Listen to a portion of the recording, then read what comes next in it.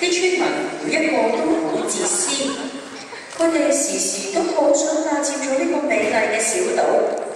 今日佢哋又喺度諗緊啲壞主意啦。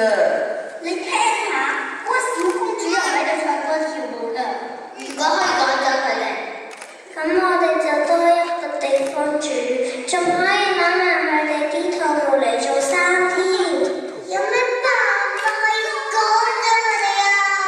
揸晒佢哋啲死，撈多啲肉，等佢哋生啲優質嘅死，風水果食。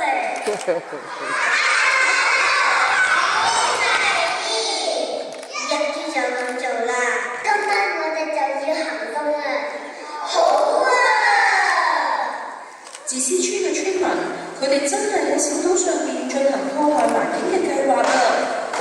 佢哋喺度垃圾、斬樹，仲四周圍咁樣噴灑農藥，搞到啲樹都喺度叫。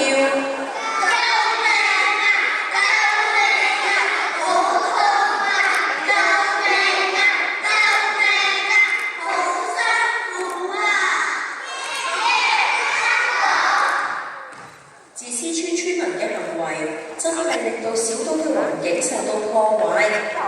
不過咁啱，今日又係小島要開放俾遊客參觀嘅日。